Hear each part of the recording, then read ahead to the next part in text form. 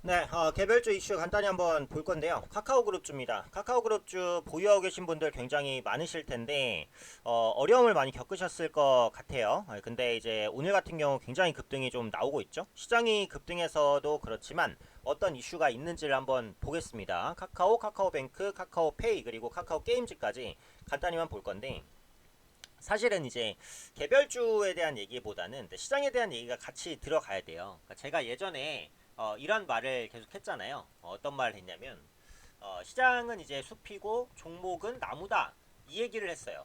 네. 그래서 나무가 아무리 건강해도 숲이 병들어 있으면 그 나무가 계속 잘 자랄 수 있을까요? 그렇진 않겠죠. 그래서 시황 보는 것을 소홀히 하면 안 된다라는 말씀을 계속해서 드렸어요. 근데 이제 지금까지 시장을 눌렀던 미국의 긴축, 금리 인상, 뭐 물가 상승, 네, 이런 부분에 대한 압박, 이건 이제 가치주보다는 성장주에 직격탄을 날립니다. PER이 높은 종목에 악영향을 끼칠 수밖에 없어요.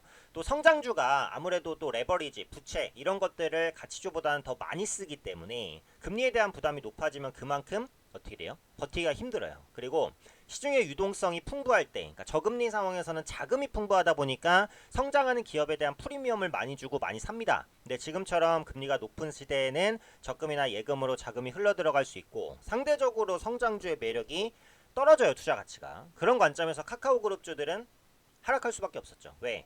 성장주의 표본이니까. 그런데 지금 이제 이 숲에서 변화가 발생한 거죠. 네, 어떤 변화죠? 이제 아시겠지만 미국의 CPI 지수 발표됐는데 7.7%, 컨센서스를 0.2%포인트 정도 하향시켰습니다. 이렇게 되면 연준이 금리 인상 속도를 조절할 것이다. 자이언트 스텝이 아니라 빅 스텝을 갈 것이다. 이런 기대감이 부각이 된 거죠. 긴축 속도 조절은 성장주에는 바로 호재입니다. 그래서 오늘 성장주가 모두 다 급등하는 것이고, 보면 오늘 카카오그룹주들이 이슈가 있어서 호재가 있어서 급등하나요? 이렇게 질문 주신 분이 많은데 그게 아니라는 거죠. 결국은 시장에 대한 안정 그리고 성장주의 부활, 그 계기는 미국의 물가 지표 살짝 하향 안정 이런 부분과 연관돼 있습니다. 근데 지금부터 이제 성장주가 본격적으로 달릴까? 그거는 앞으로 물가 지표를 조금 더 확인을 해야 돼요. 추가적으로 나올 이제 11월의 CPI 그리고 파월 의장의 언급 변화, 실제로 금리 인상 속도를 조절할 것이다라는 더 강한 확신이 들 때 성장주는 조금 더 강하게 반등을 하겠죠. 그래서 뭐 지금부터 이제 뭐 카카오그룹주를 비롯한 성장주가 무조건 달린다 이렇게 보기는 어렵고 앞으로 이슈들을 조금 더 체크할 필요는 있겠다 이렇게 생각이 듭니다. 그래서 카카오그룹주들 보시면은 이제 카카오는 현재 시간으로 한 15% 급등, 카카오뱅크 24% 급등, 카카오페이는 네, 놀랍죠, 상한가까지 가고 있는 모습입니다. 근데 이제 아까도 제가 말씀드렸듯이 그러니까 개별적인 호재라든지 이런 부분이 나와서 이제 급등했다기보다는 성장주들이 상승을 하는 수급 유입이 들어오면서 급등을 했기 때문에 앞으로의 추가 상승은 카카오 자체보다는 뭐예요? 성장주의 랠리가 이어지는지 이 부분에 달렸습니다. 개별주 이슈로 급등하는 건 아니다. 이렇게 보시면 될 것 같아요.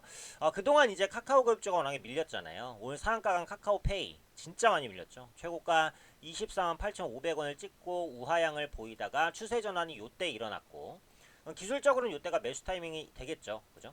하락 추세, 상승 전환. 제 유튜브 보시면 상승 추세와 하락 추세의 이해라는 이제 교육 영상이 있으니까 못 보신 분들은 한번 보시면은 요게 왜 매수 타이밍인지를 아실 수 있을 거고요. 수급이 들어오면서 이제 급등을 했습니다. 상한가기 때문에 다음 주 월요일날 갭상승 후에 하락할 가능성이 높죠.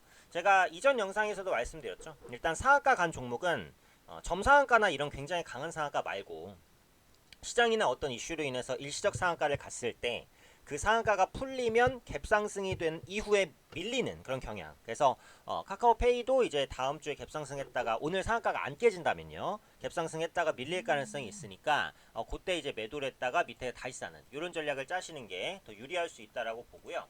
다만 이제 모든 카카오 그룹주에 이슈가 없었던 것은 아닙니다. 카카오 게임즈 같은 경우에는 이슈가 일단은 있었어요. 카카오 게임즈의 중요 게임 중에 하나가 뭐 아시는 분은 아시겠지만 우마무스메라는 게임입니다. 그죠?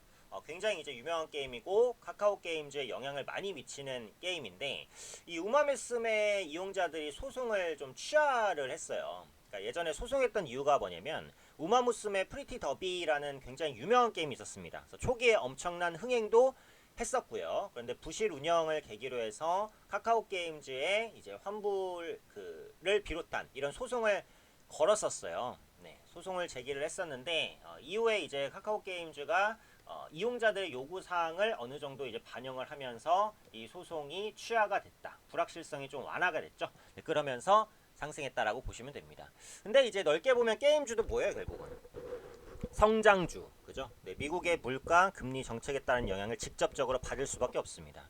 카카오 게임주도 결국은 어때요? 마찬가지예요, 그죠? 그래서 미국의 물가 안정 그리고 금리 인상 속도 조절 이런 부분들이 동반되면 더 갈 것이고 그렇지 않으면 더 가기가 힘들다. 다른 게임주도 마찬가지다. 그래서 결국은 숲, 시황을 보고 나무, 종목을 보는 그런 연습을 계속 하셔야 돼요.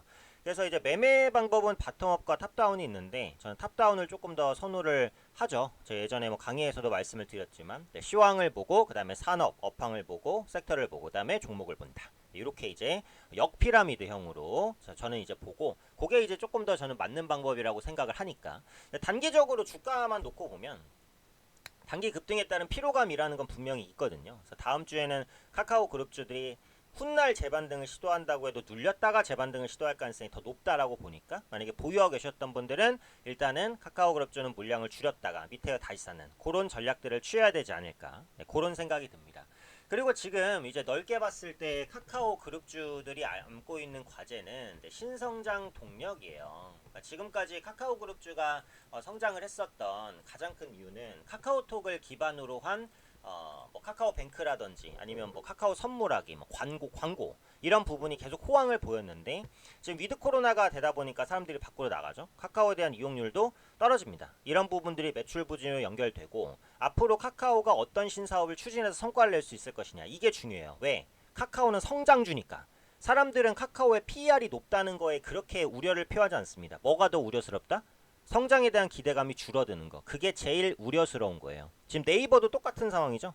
네이버도 결국은 미래 성장에 대한 기대감을 줘야 주가가 올라갈 수 있는 거고 카카오 그룹주도 마찬가지. 어떤 신성장 동력을 찾을 수 있을 것이냐. 이 부분에 따라서 주가가 추가적인 상승을 보일 수 있을 것이냐 그렇지 않을 것이냐. 이 부분이 갈립니다. 그래서 오늘 카카오 그룹주가 왜 올라요? 이런 질문이 많아서 제가 간단히 영상을 찍어봤어요. 결국은 개별 이슈보다 물론 카카오 게임전 이슈가 있긴 했습니다만 카카오 그룹주의 전체적인 뭐 호재 이 부분보다는 미국의 물가 안정, 금리 인상 속도 조절 기대감, 그로 인한 성장주 반등, 카카오 그룹주 반발 매수 유입 네, 이런 부분들 쇼커버링 네, 이것도 같이 생각해 보시면 되겠고 카카오 그룹주의 앞으로 남아있는 과제는 뭐다? 네, 신성장 동력을 확보할 수 있는지 이 부분이다.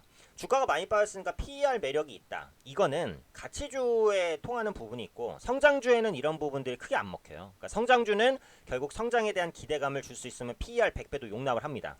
근데 성장 기대감이 약하면 PER 30배도 비싸다고 보는 거거든요. 이게 주식의 상대성이라는 거니까 이런 부분들을 잘 보시면서 공부하시면 아마 훗날 이제 조금 더 투자에 도움을 받으실 수 있고 조금 더 이제 그 수익을 잘 낼 수 있는 투자자로 거듭날 수 있지 않을까 네, 이렇게 생각이 됩니다.